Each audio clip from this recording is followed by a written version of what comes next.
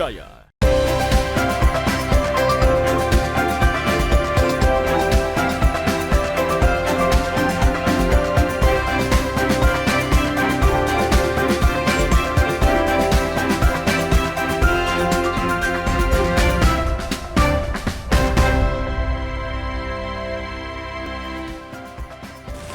Selamat pagi saudara, apa kabar Anda hari ini? Senang sekali saya Linda Wirawan dapat kembali menjumpai Anda di program Sapa Nusantara edisi kali ini. Seperti biasa kami akan menghadirkan beragam perbincangan penting dan menarik untuk menemani aktivitas Anda di pagi hari ini.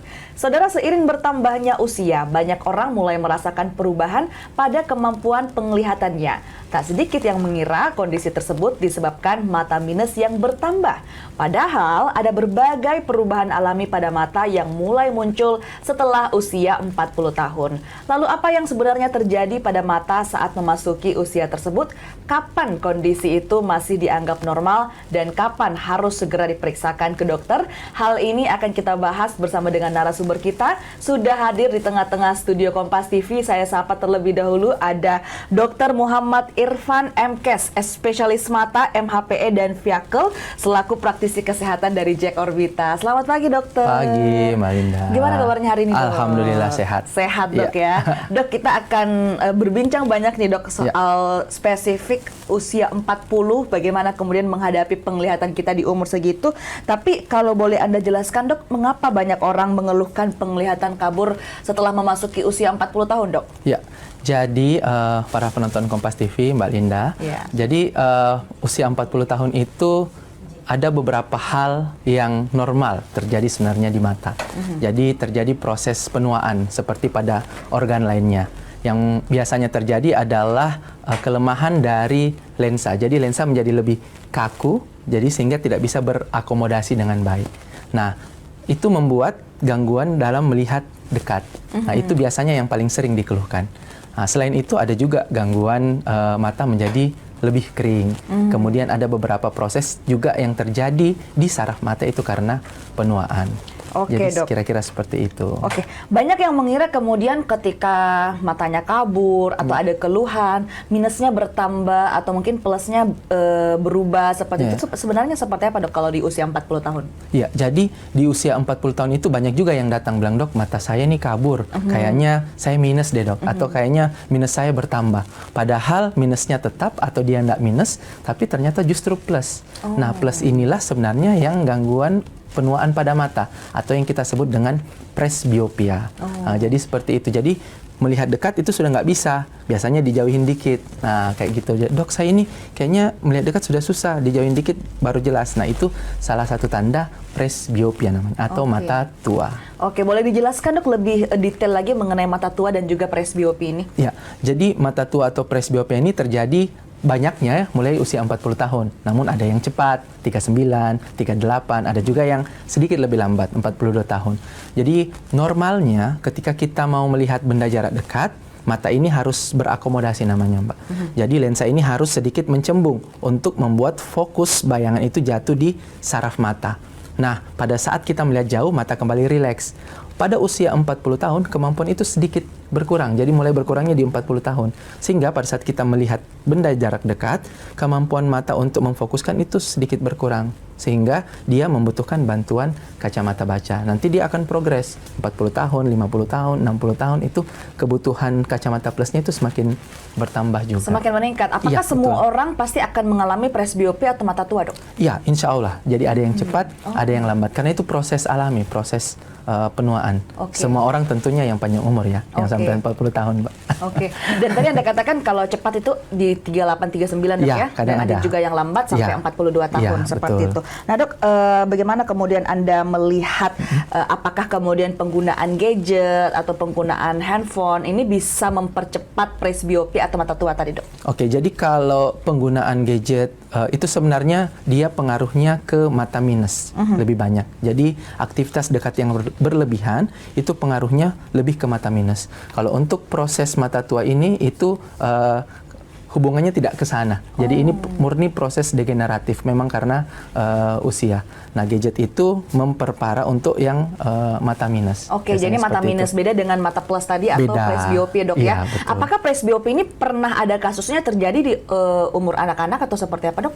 Kalau presbiopia itu memang istilah untuk mata tua. Khusus ya, Dok, khusus ya? untuk mata tua. Namun ada juga kelainan yang dikoreksi dengan lensa plus, tapi pada anak-anak misalnya bisa terjadi, itu namanya hipermetropia. Jadi itu gangguan untuk melihat juga, gangguan refraksi namanya. Jadi dia nggak jelas melihat, sehingga dibutuhkan lensa plus untuk menetralkan sehingga bayangannya bisa lebih jelas. Oke, jadi untuk anak-anak juga ada yang namanya pakai lensa plus ya, Dok, ya, tapi namanya bukan presbiopia. Bukan presbiopia, bukan mata tua. Iya. Nah, Dok, kalau kita melihat di usia 40 tahun ke atas, apa keluhan yang paling banyak masyarakat sampaikan ke dokter jika kemudian datang berobat terkait dengan mata mereka di usia 40 tahun, Dok? Ya, jadi kalau pasien-pasien usia 40 tahun ke atas itu kebanyakan, ya itu tadi, yang pertama adalah mengeluh susah membaca.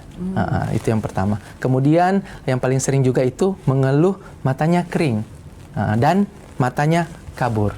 Kaburnya ini bukan susah membaca, tapi kabur melihat jauh. Jadi jauh dekat juga kabur, kemudian penglihatan seperti ada yang menutupi atau berasap. Nah, itu namanya biasanya katarak. Jadi sudah mulai muncul katarak di usia. Jadi di usia 40 tahun sudah mulai itu ada gejala ya. katarak, Dok, ya? Bahkan sekarang itu memang dulu-dulunya mungkin ya kita dapatkan awalnya itu keluhannya di usia 60 tahun, tapi sekarang sudah mulai bergerak, 50, 40 tahun. Jadi banyak faktor, termasuk faktor radiasi lah, pemanasan global lah, kemudian pola hidup yang kurang sehat lah, itu bisa mempercepat terjadinya katarak.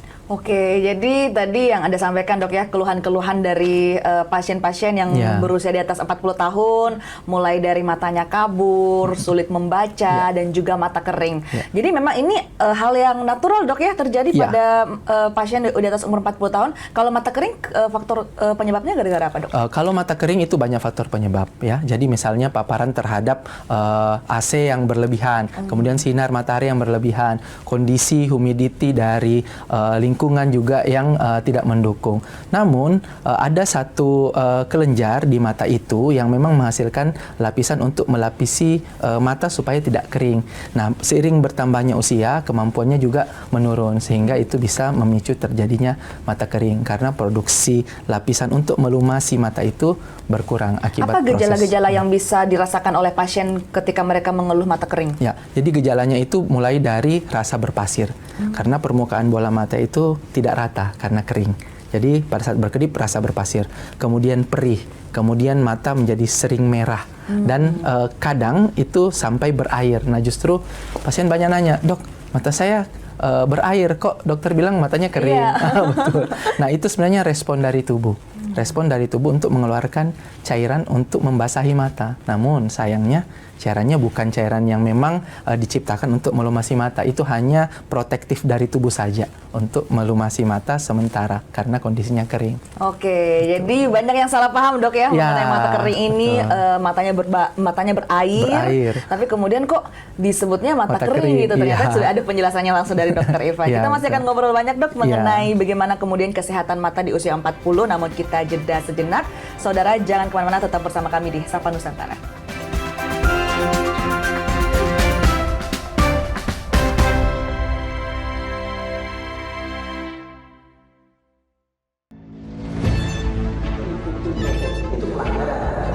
Zamannya sekarang perilaku korupsi ada di BUMN kita. Jangan lompat ke kesimpulan tanpa menjelaskan dirinya. Saya anak buahnya Prabowo. Gaji tidak naik kan? Hanya 5.000 orang. Bahwa hal tersebut tidak boleh. Bola Liar setiap Jumat pukul 8:30 malam live di Kompas TV. Ketahui berita dan informasi seputar kekhasan, gagasan, tantangan, serta inovasi di 38 provinsi dan 514 kabupaten kota di seluruh tanah air yang terajut menjadi inspirasi bagi bangsa. Berbagai informasi aktual dan menarik dari berbagai daerah di tanah air dalam Jurnal Nusantara. Ikuti Jurnal Nusantara setiap hari pukul 6:30 pagi, live di Kompas TV.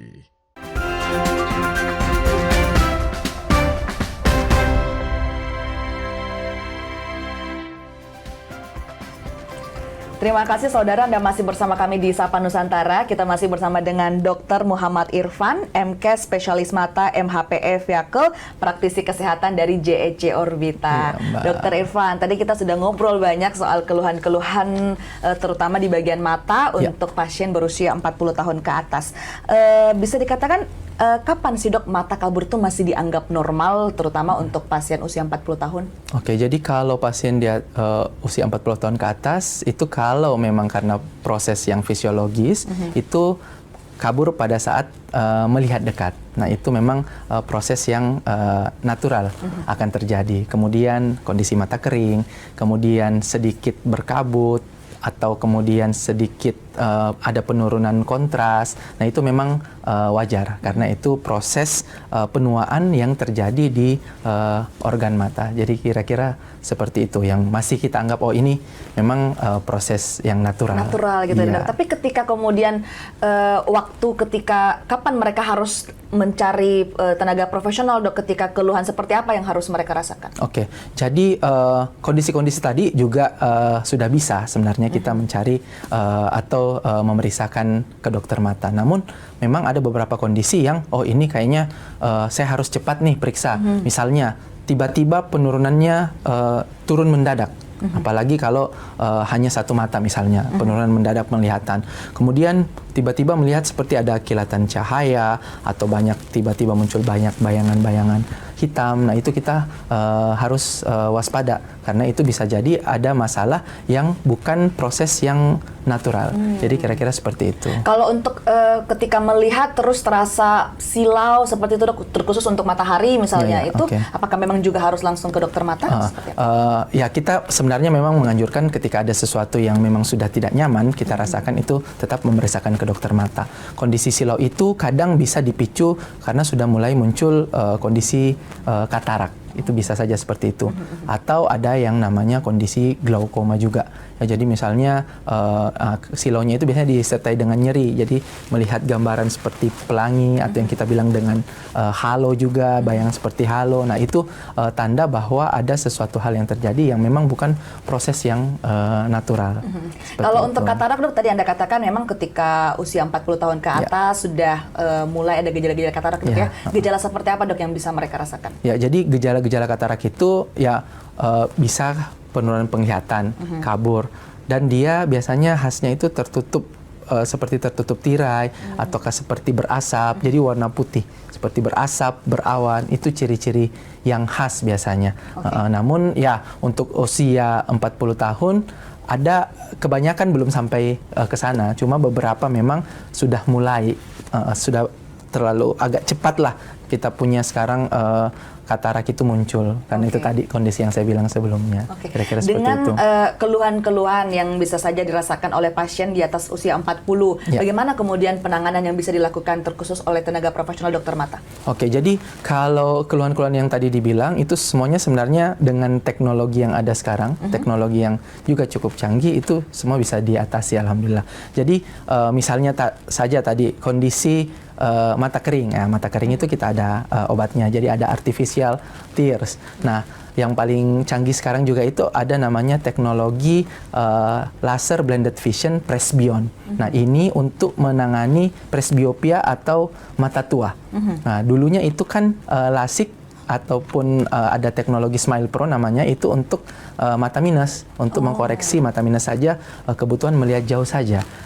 Kalaupun dulu kita mau mengkoreksi dengan dekatnya juga, itu berbeda dengan teknologi yang ada sekarang. Yang sekarang itu lebih canggih, jadi jauhnya bisa terkoreksi dengan baik, dekatnya juga bisa terkoreksi dengan baik. Oke, jadi teknologi presbyon ini khusus untuk presbiopia tadi dok ya? Ya, presbiopia ataupun ada minus dan presbiopia bisa juga. Minus sekalian juga bisa diatasi dok? Iya, satu kali laser itu sudah dapat minus dan juga plusnya bisa kita atasi. Oke, apakah kemudian nanti hasilnya 100% bisa kembali normal atau seperti apa? Iya, rata-rata pasien memang semuanya merasakan itu. Apalagi kita di Indonesia Timur ini yang pertama melakukan presbyon, dan dari beberapa pasien yang sudah kita lakukan, alhamdulillah hasilnya cukup baik. Oke, ada persyaratan khusus tidak dok yang bisa mereka lakukan mempersiapkan diri sebelum kemudian mendapatkan layanan ini? Ya, jadi kalau untuk setiap tindakan baik itu presbyon ataupun tindakan operasi lainnya, itu pasti akan ada syarat-syarat yang harus dipenuhi dulu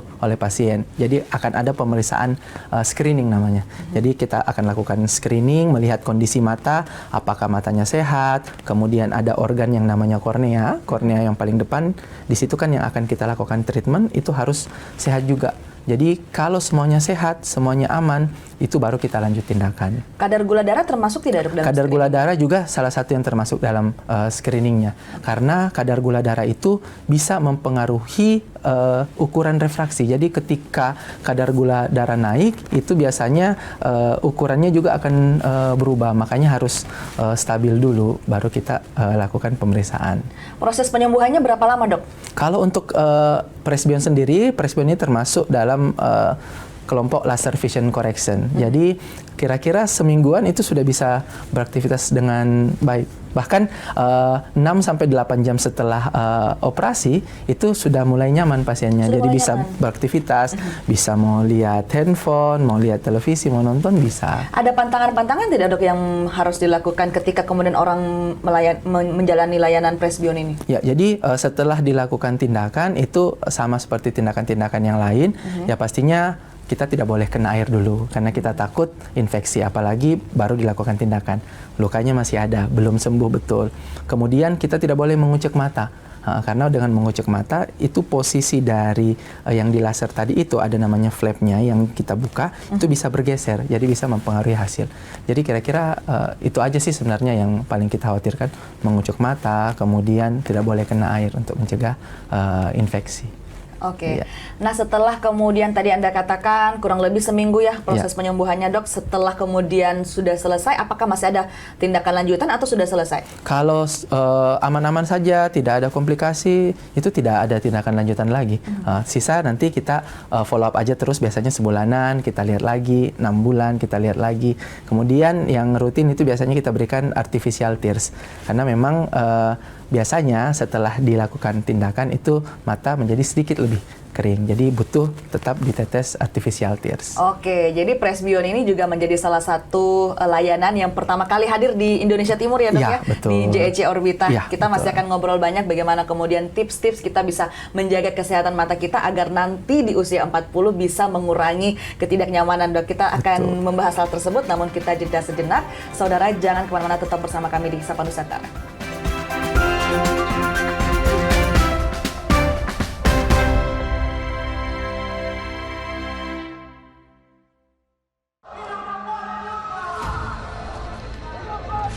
Sebuah penelusuran jurnalis Gambarkan situasi di depan dari Polda Metro Jaya, tidak hanya di bagian dalam, kemudian akan disampaikan polisi lepaskan. Tampaknya suasana sudah tidak kondusif. investigasi untuk mencari bukti. Tapi yang harus dibuktikan adalah lokasinya. Anda berani menunjukkan kemudian hak angket ini akan berujung pada pemakzulan. Dito Investigasi setiap Senin pukul 8:30 malam di Kompas TV.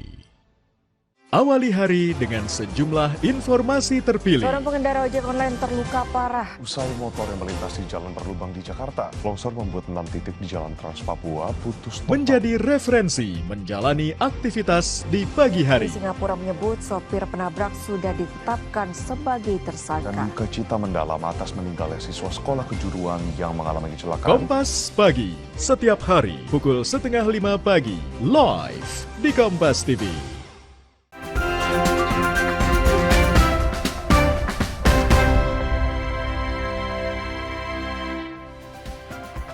Terima kasih saudara, Anda masih bersama kami di Sapa Nusantara. Kita masih bersama dengan Dr. Muhammad Irfan selaku praktisi kesehatan dari JEC Orbita. Dokter, ini tadi kita sudah membahas banyak mengenai bagaimana kemudian kita harus menjaga kesehatan di usia 40 tahun ke atas. Di segmen terakhir ini saya mau main games dulu, Dok. Oh, boleh, Dok, boleh. Ya? Yang pertama ini saya akan kasih 2 pernyataan, dokter bisa pilih salah satunya. Ya. Oke, Dok? Oke. Lebih sering menatap layar HP atau menatap layar komputer? Komputer. Komputer. Oke. Saat membaca, menggunakan kacamata atau memperbesar ukuran huruf?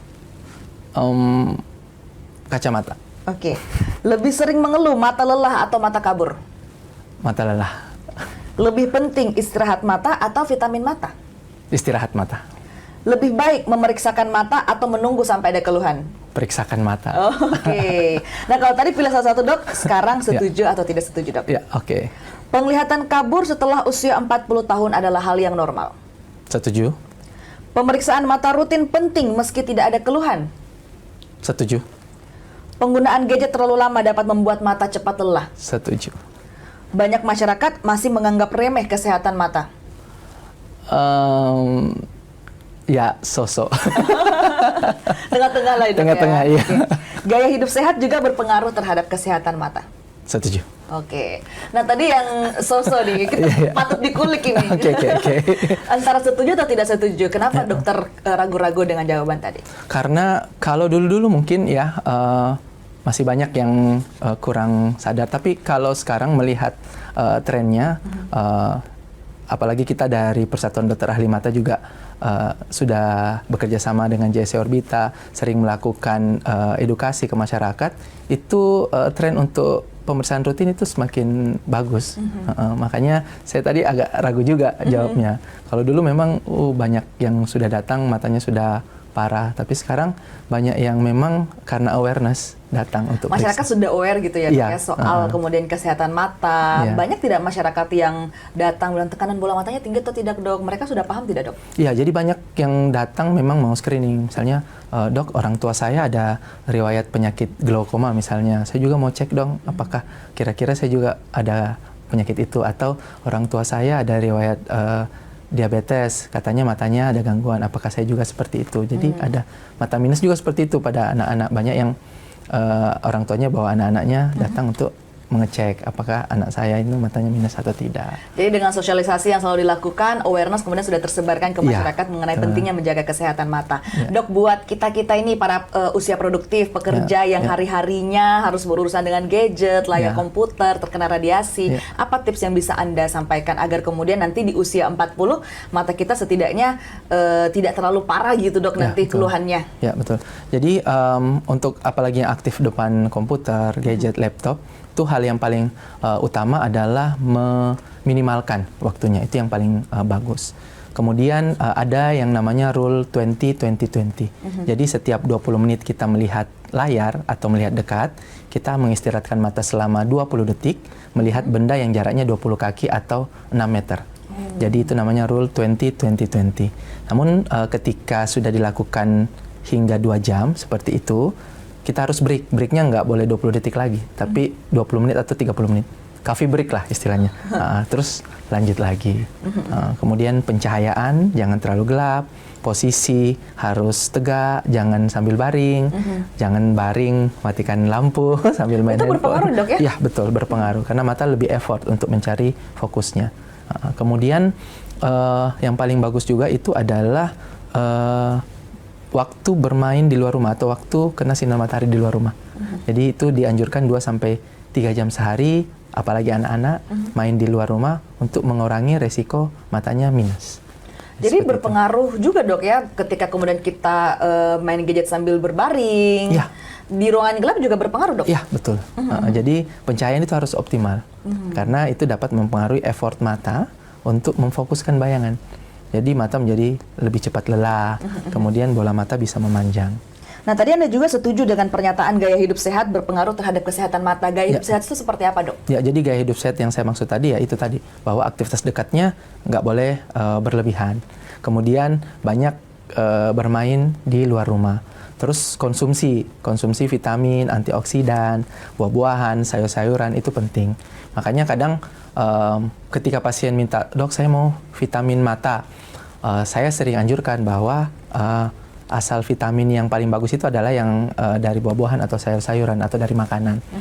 Suplemen bisa kalau selama memang kita memang agak sulit untuk mengkonsumsi itu. Tapi kalau masih bisa, paling bagus dari situ. Yang paling bagus itu dari buah-buahan dan apa yang kita konsumsi, Dok, betul. Ya. Itu kemudian yang paling dianjurkan oleh dokter mata. Betul. Nah, Dok, tadi Anda katakan Presbyon menjadi salah satu layanan dari JSC Orbita, Dok, ya. Selain Presbyon, apa lagi yang bisa kita akses di JSC? Jadi, secara umum untuk pelayanan-pelayanan untuk tindakan, itu kita ada tindakan operasi katarak dengan teknologi laser juga.